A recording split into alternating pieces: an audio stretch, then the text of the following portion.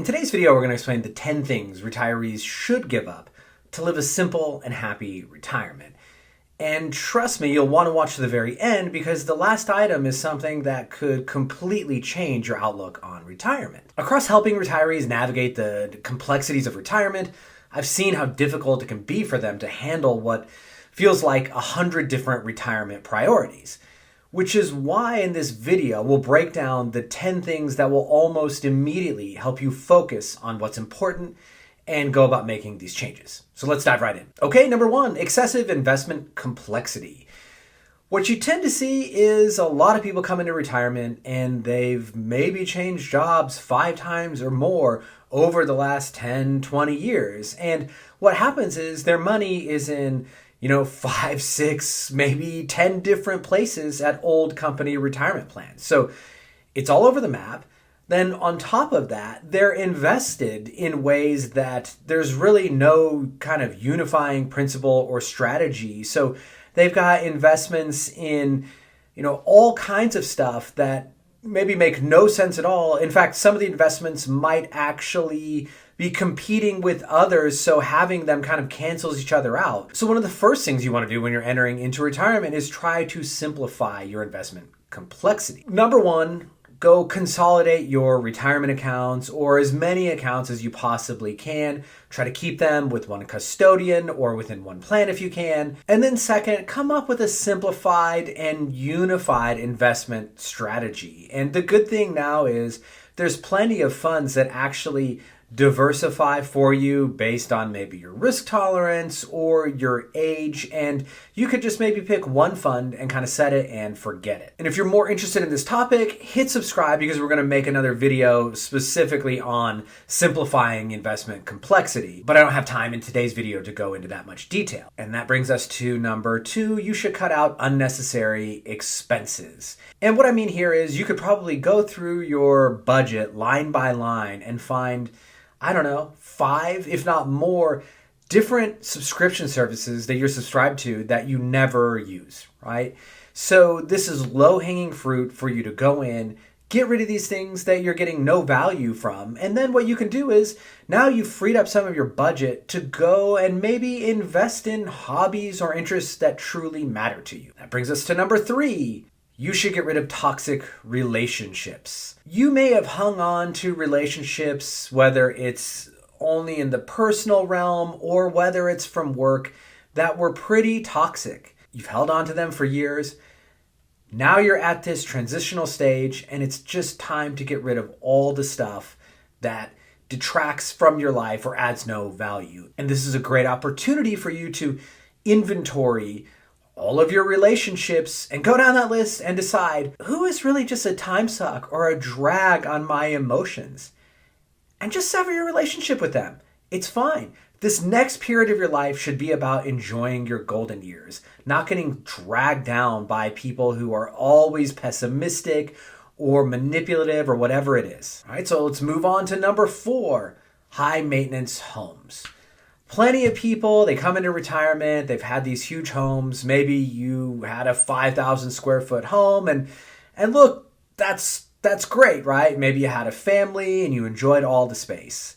But here's the deal. Number 1, obviously larger homes are going to be more expensive to maintain. And so if you're now on a stricter budget, cutting down on expenses is going to be important. But beyond that, it's just a fact that bigger homes are going to have more maintenance needs, and that means you're probably going to have to physically do more things that you don't want to be doing in your retirement when your body is aging and you're no longer really physically very capable of doing them anymore.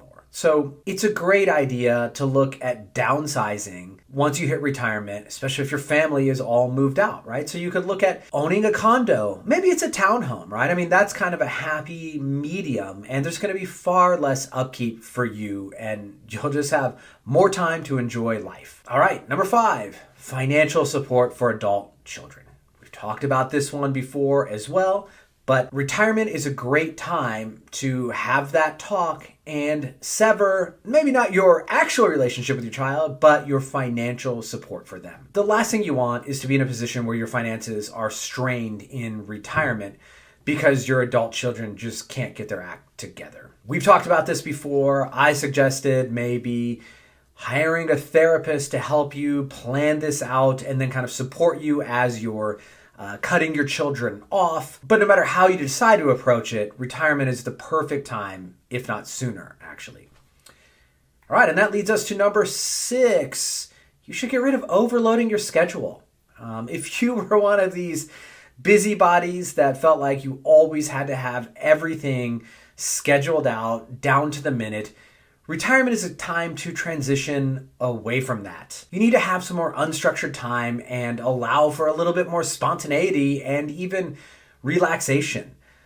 People that tend to overload their schedules kind of tend to be on edge and stressed out all the time. So here's a perfect time to turn a new leaf and chill out a little. And that brings us to our next one, which is very related, which is trying to control everything. If you have the personality where you feel the need to micromanage everything from finances to family affairs, retirement is the perfect time to transition away from that, because it should be the time to relax and stop trying to control everything, because needing to control everything is going to create stress and frustration. And that's the last thing you want in this period of life. So, you can go and maybe it's time to start meditating, right? Now you've got the time to do something like that. And it's a perfect opportunity to maybe tone down that controlling part of your personality. Go to number 8. And I'm sure most of you knew this would be on the list, and that's excess stuff. I can't help but judge people when I drive by their house and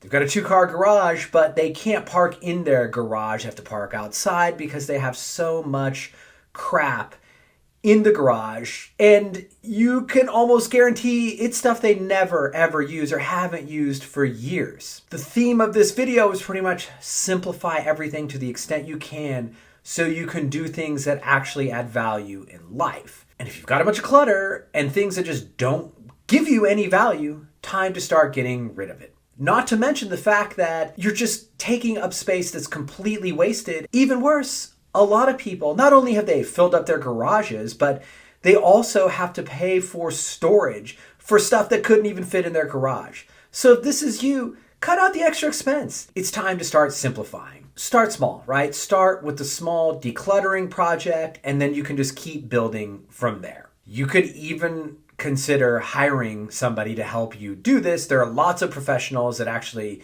specialize in decluttering and organizing. And here's one of those instances where it probably is worth paying for someone, especially if it's hard for you to motivate yourself to do it on your own. Okay, number 9. You should get rid of clinging to old social rules. And what I mean by this really is letting go of previous professional identities or roles. Another topic we tend to talk about a lot is how people's identity is really wrapped up in their careers.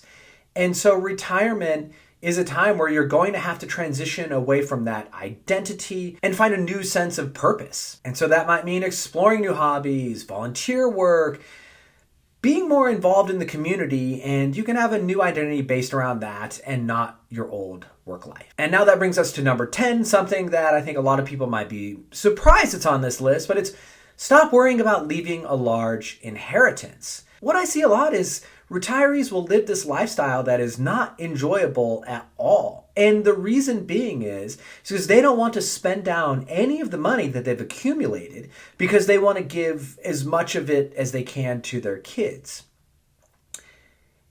And look, this is fine. I get it. I want to leave my son with money as well, but I'm also not going to stop myself from enjoying life while I have the opportunity to. And some of that might even mean spending money with my son on experiences that we can remember forever. So one way you might go about doing this is you might take part of your nest egg and consider buying an annuity that pays out a monthly payment for you. And in that way, you're going to be kind of incentivized to just consume it.